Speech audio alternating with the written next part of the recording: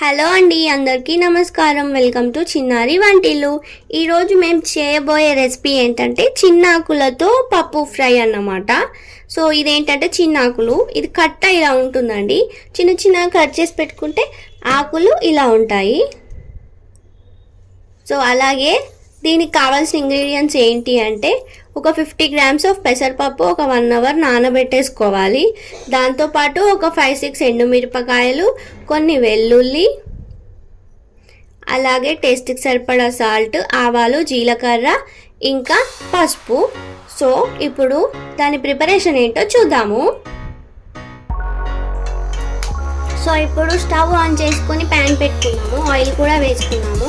Oil కొంచెం వేడయ్యాక ఆవాలు వేసుకోవాలి, అలాగే జీలకర్ర కూడా వేసుకోవాలి. దాంతోపాటు కొంచెం పసుపు వేసుకోవాలి, అలాగే ఎండుమిరపకాయలు కూడా వేసుకోవాలి.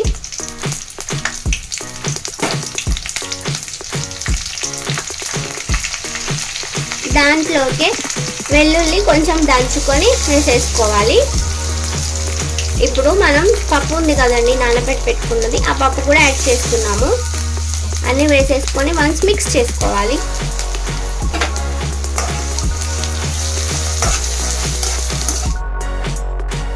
సో మనం పప్పు వేసుకున్నాం కదా, అది కొంచెం ఇలా ఫ్రై అయ్యాక దాంట్లోకి మనం ఆకులు కట్ చేసుకున్నాం కదండి, చిన్న ఆకులు చిన్న చిన్నగా అవి యాడ్ చేసుకోవాలి.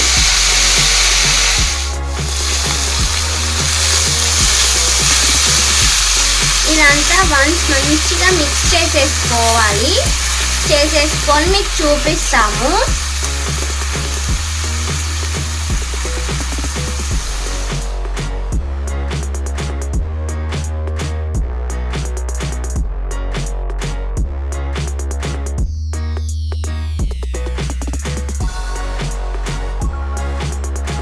ఈ విధంగా చూపించినట్టుగా క్యాప్ పెట్టుకొని తీస్తూ మధ్య మధ్యలో కలుపుతూ ఇలా వచ్చేంత వరకు మంచిగా ఫ్రై చేసుకోవాలి. ఇప్పుడు దాంట్లోకి మనం టేస్ట్కి సరిపడా సాల్ట్ వేసేసుకొని మళ్ళీ వన్స్ మిక్స్ చేసేసుకోవాలి.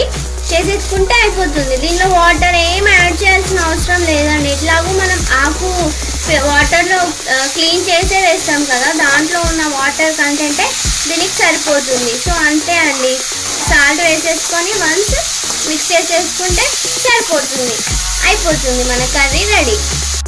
సో ఇంతే అండి, మన కర్రీ స్టవ్ ఆఫ్ చేసేసుకున్నాం కదా, సో రెడీ అయిపోయింది.